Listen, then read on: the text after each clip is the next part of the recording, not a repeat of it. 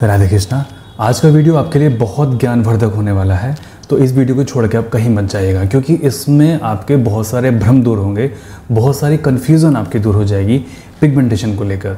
तो इस वीडियो पर लगे रहिए। मैं एक यहाँ पर कमेंट लेता हूँ और बीच बीच में कमेंट में जो पेशेंट ने हमसे बात की है उसके बीच में मैं अपनी राय दूंगा आपको और आपको समझाऊँगा, आपके कन्फ्यूज़न दूर करूँगा। जो भी आपके मन के अंदर प्रश्न है उनको सोच लीजिए, और मुझे लगता है कि इसी वीडियो में आपको उन सभी प्रश्नों के उत्तर मिल जाएंगे, ऐसा मेरा अनुमान है। अगर आपको इस वीडियो में आपके प्रश्नों के उत्तर मिलते हैं तो कमेंट जरूर मुझे कीजिएगा कि आपको किस प्रश्न का उत्तर मिला है, और वीडियो को लाइक करके अवश्य जाएगा और चैनल को सब्सक्राइब करके अवश्य जाएगा। तो चलिए हम शुरू करते हैं।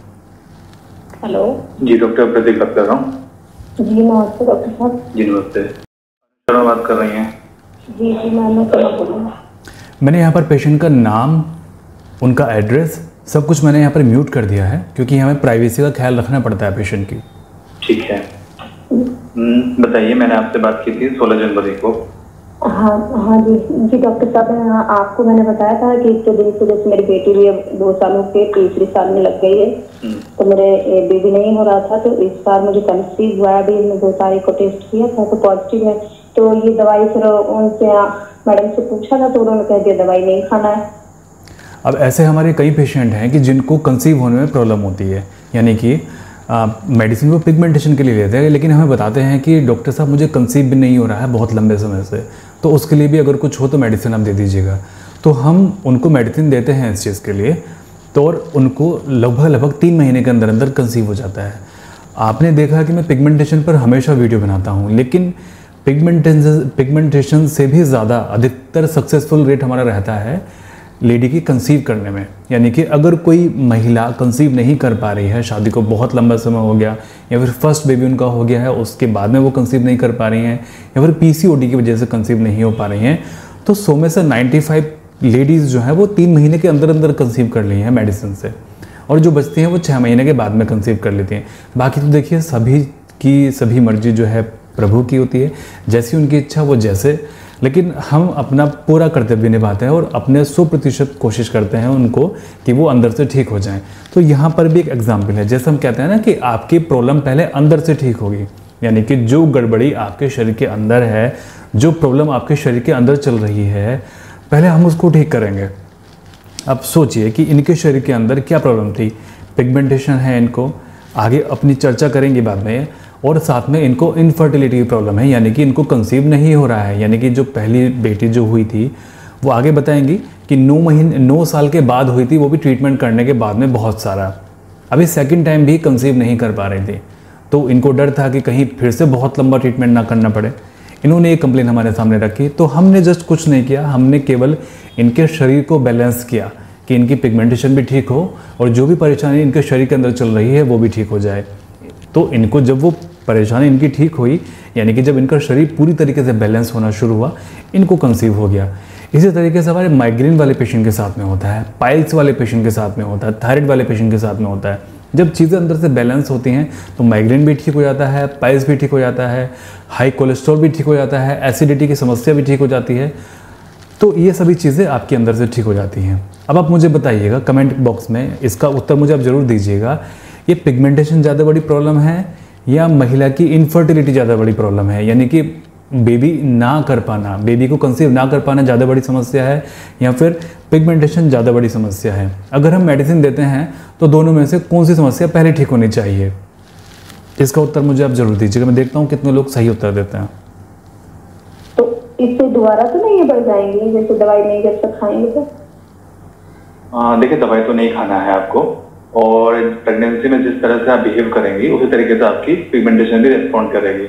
अगर मैंने इनसे कहा कि इन्होंने मुझसे प्रश्न पूछा कि क्या पिगमेंटेशन मेरी बढ़ तो नहीं जाएगी प्रेगनेंसी के दौरान, तो मैंने इनको यही उत्तर दिया कि देखिए जिस तरह से आपका बिहेवियर रहेगा प्रेगनेंसी में, जिस तरह से आपकी दिनचर्या रहेगी प्रेगनेंसी में, अगर आप पूरे दिन स्ट्रेस में रहती हैं पिगमेंटेशन बढ़ेगी। अगर आप खाना समय से नहीं खाती हैं पिगमेंटेशन बढ़ेगी। लेकिन अगर आप खुश रहती हैं पिगमेंटेशन आपकी घटेगी। आप खाना सही से खाती हैं पिगमेंटेशन आपकी घटेगी। आप बहुत अधिक खुश रहती हैं पिगमेंटेशन आपकी क्योर भी हो जाएगी इसमें, क्योंकि मैंने कई पेशेंट ऐसे देखे हैं कि उन्होंने ट्रीटमेंट तो पिगमेंटेशन के लिए स्टार्ट किया था, बीच में उनको कंसीव हो गया, तो प्रेगनेंसी के दौरान ही उनकी पिगमेंटेशन ठीक हो गई। तो प्रेगनेंसी में आप बहुत खुश हैं और 9 के 9 महीने बहुत हैप्पी रहती हैं और अच्छे से अपना ध्यान रखती हैं, पूजा पाठ करती हैं, अच्छी किताबें पढ़ती हैं, खुश रहती हैं और बिल्कुल हैप्पी रहती हैं, तो आपका पिगमेंटेशन नहीं बढ़ेगा आपका, क्योंकि आपके हार्मोन भी अच्छे रिलीज होंगे। ठीक है, मैंने वही चर्चा की यहाँ पर कि अगर आप अच्छी किताबें पढ़ती हैं, 24 घंटे खुश रहती हैं, तो आपका पिगमेंटेशन नहीं बढ़ेगा। और अगर आप दुखी रहती हैं, उदास रहती हैं, किसी चीज़ से स्ट्रेस में है, परेशान है, पिगमेंटेशन की स्ट्रेस आपने ले रखा है, तो डेफिनेटली बढ़ने वाली है आपकी ये। अब देखिए इन पेशेंट को हमारे ऊपर कितना ट्रस्ट हो गया होगा कि मेरे को जो प्रॉब्लम होती है कंसीव करने में, वो इजीली 3 महीने के अंदर अंदर कंसीव हो गया मेडिसिन स्टार्ट करने के बाद में। अब हम चाहते तो यहाँ इनसे यह भी कह सकते थे कि चलिए ठीक है, कोई बात नहीं, आप मेडिसिन को जारी रखिए। ठीक है, अगर हमें इनको मेडिसिन खिलानी होती तो हम इनसे बोल देते कि आप मेडिसिन को जारी आप रखिए, मेडिसिन आप बंद मत कीजिएगा, क्योंकि ये मेडिसिन इस मेडिसिन ने आपको ठीक किया है। लेकिन उसका क्या लाभ, क्योंकि हमें पता है कि पिगमेंटेशन में हार्मोन्स इनके चेंज होंगे और वो टोटली डिपेंड करेगा इनकी पिगमेंटेशन पर कि इनकी पिगमेंटेशन कैसे रेस्पॉन्ड करेंगे। अगर ये खुश रहती हैं तो पिगमेंटेशन इनकी कम होगी, ख़त्म होगी, और अगर ये स्ट्रेस में रहती हैं तो पिगमेंटेशन इनकी बढ़ेगी। अभी ये सारी की सारी चीज़ें इनके हाथ में चली गई है ना, जो बॉल थी वो इनके हाथ में चली गई है, अब वो हमारे हाथ में नहीं रही। देखिए ये है ना डॉक्टर साहब, मेरे घर में थोड़ा ज़्यादा ही रहता है ना, तो उसके चक्कर में तो टेंशन तो खैर हो ही जाती है, कितना भी कोशिश करो, लड़ाई झगड़ा आए दिन सब कुछ चलता रहता है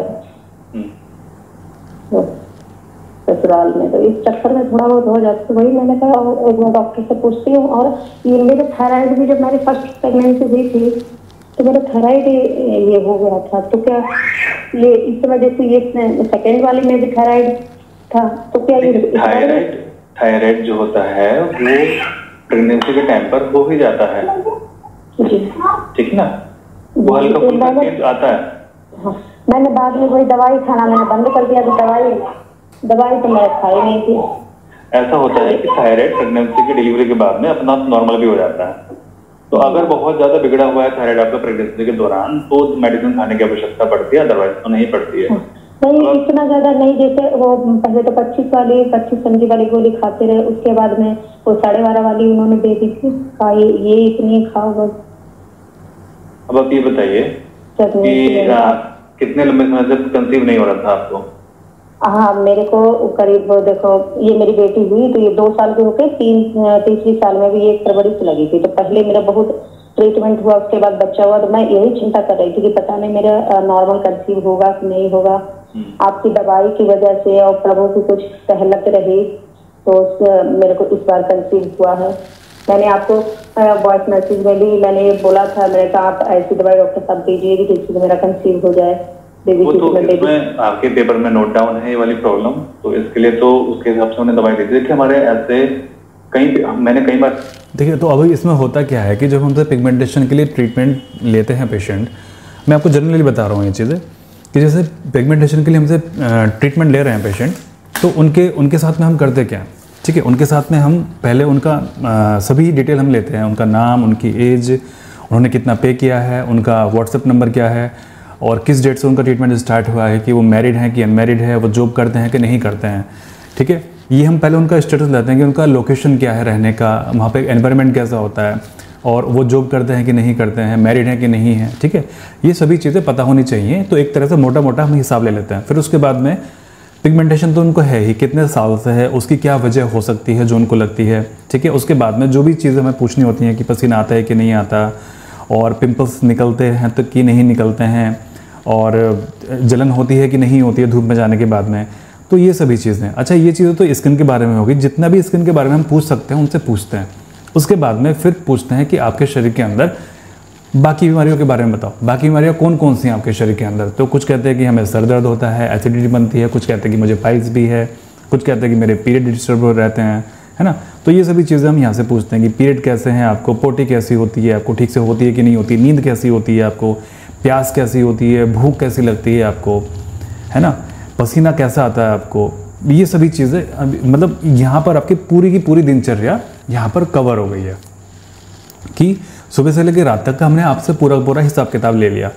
बीमारी को हमने आपका पूरा का पूरा हिसाब किताब ले लिया, यानी कि बीमारी आपके शरीर में कौन कौन सी हैं, यानी कि आपका पूरा का पूरा एक तरह से स्कैन हमारे पास में आ गया, जो कि बहुत कम डॉक्टर ऐसा करते हैं, या फिर वो तो केवल आपकी प्रॉब्लम को पूछेंगे, आपकी तरफ को मुंह उठा के भी नहीं देखेंगे, उनके हाथ में पेन ऐसा होता है, आप उनके कैबिन में एंटर करते हैं, बस एक बार आपको देखा या फिर नहीं देखा, और फिर बस वो लिखना शुरू कर देते हैं कि अच्छा ठीक है ठीक है ठीक है, पिगमेंटेशन है, चलो ठीक है, आप ये लगा लो ये लगा लो ये लगा लो, बात खत्म हो गई, जाओ जी।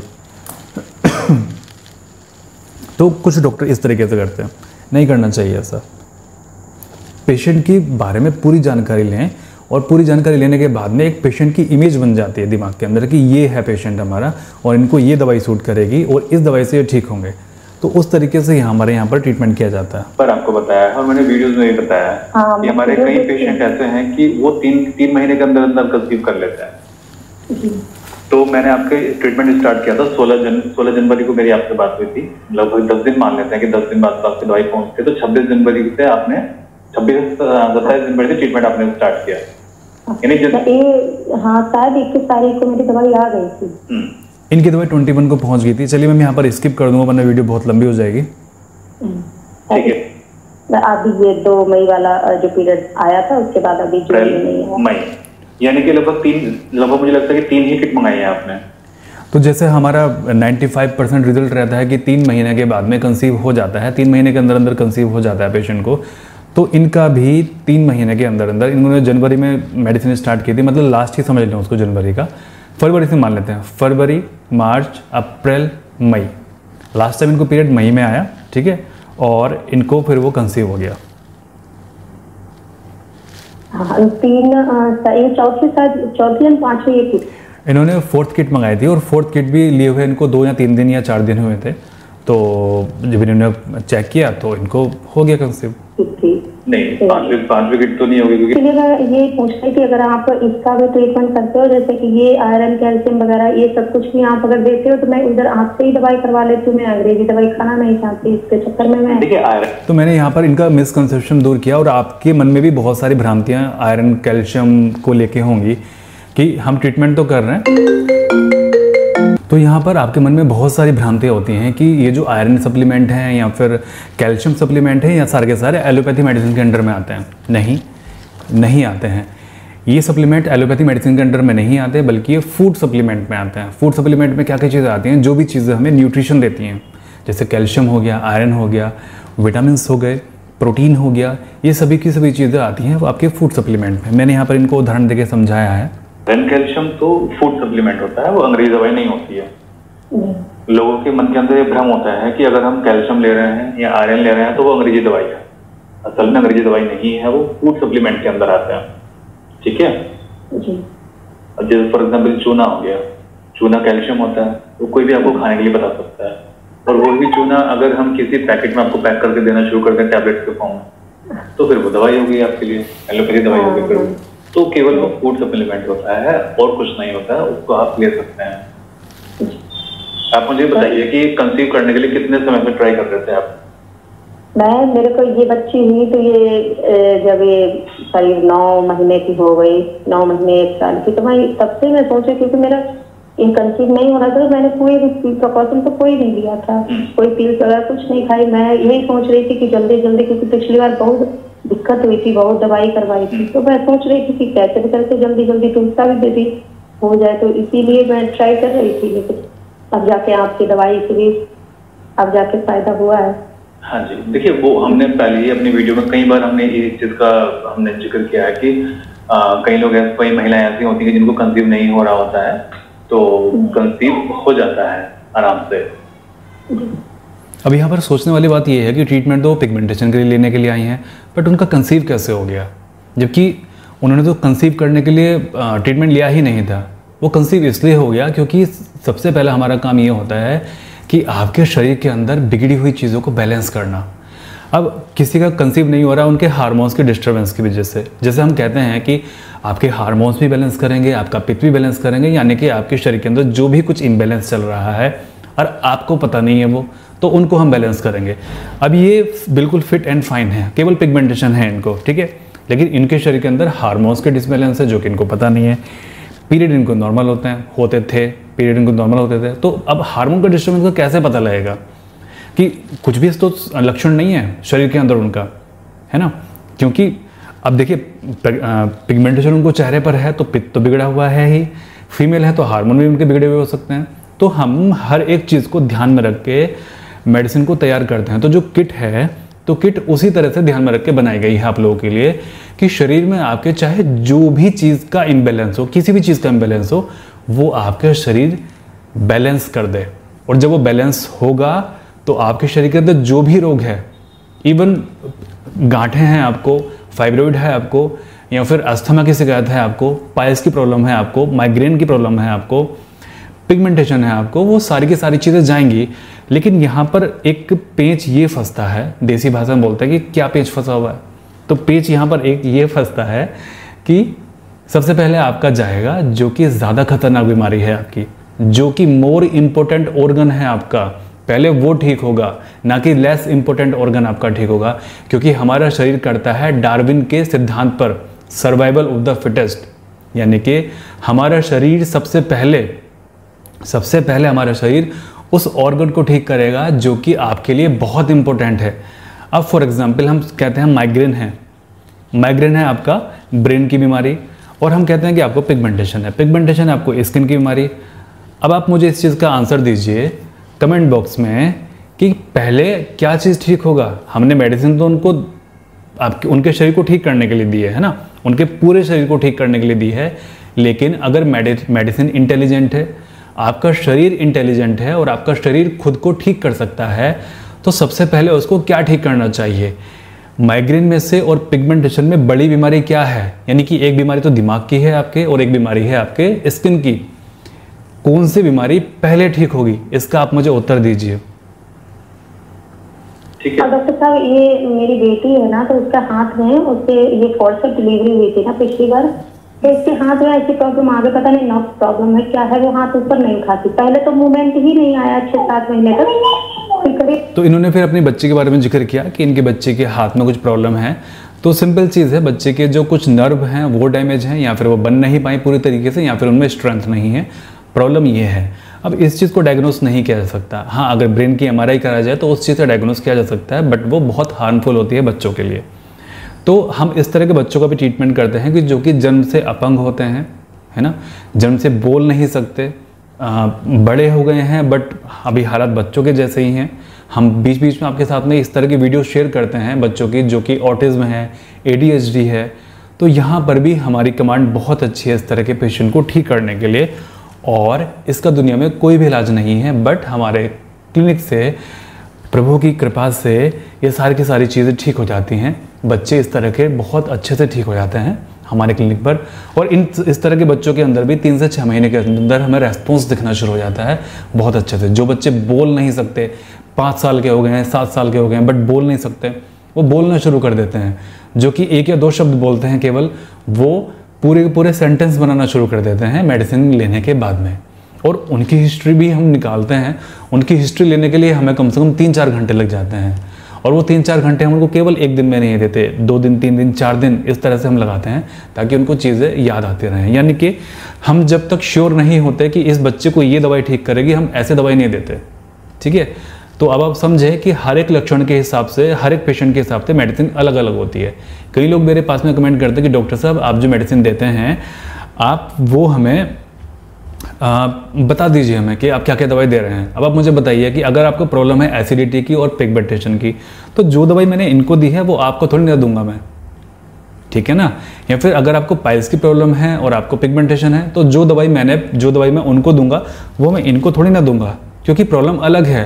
क्योंकि पित्त भड़का हुआ है शरीर के अंदर, लेकिन वो अलग अलग तरीके से आपको रिप्रेजेंट कर रहा है, अलग अलग तरीके से आपको चेहरे पर वो शो हो रहा है, आपके शरीर के अंदर अलग अलग तरीके से बीमारी को पैदा कर रहा है। तो इसी तरह से दवाई भी तो अलग अलग होगी ना आपकी। तो मुझे लगता है कंफ्यूजन यहाँ पे दूर हो गई है आपकी। 7वें महीने में थोड़ा थोड़ा मूवमेंट आया, तो हल्की हल्की उंगली हिलाना शुरू किया। अब भी जाके उसका मतलब, तो इसका मतलब ये था कि अगर 7वें महीने में पूरा मतलब हल्का हल्का मूवमेंट आना शुरू हुआ, हल्के हल्के उंगली हिलनी शुरू हुई, तो नर्वस सिस्टम सही से डेवलप नहीं हो पाया। ठीक है, अगर इन्होंने कहा कि मैं हैंड का नाम भूल गया, अगर वो राइट हैंड है, ठीक है, तो प्रॉब्लम है लेफ्ट ब्रेन की। हमारे ब्रेन के दो हिस्से होते हैं, राइट एंड लेफ्ट। तो जो लेफ्ट वाला हिस्सा होता है वो हमारे राइट साइड को कंट्रोल करता है, और जो राइट वाला हिस्सा है वो हमारे लेफ्ट साइड को कंट्रोल करता है। ठीक है, अगर प्रॉब्लम बच्चे के लेफ्ट हैंड में है तो जो इश्यूज जो हो सकते हैं वो मदर की तरफ से हो सकते हैं, यानी कि मदर की तरफ से बहुत प्रॉब्लम हो सकती है, स्ट्रेस का लेवल बहुत हाई हो सकता है, जिसकी वजह से नर्वस सिस्टम पूरी तरीके से डेवलप नहीं हो पाया बच्चे के हाथ का। अगर प्रॉब्लम राइट हैंड में है तो प्रॉब्लम फादर की तरफ से हो सकती है, मतलब फादर का स्ट्रेस मदर को बहुत बुरी तरीके से हो सकता है, जिसकी वजह से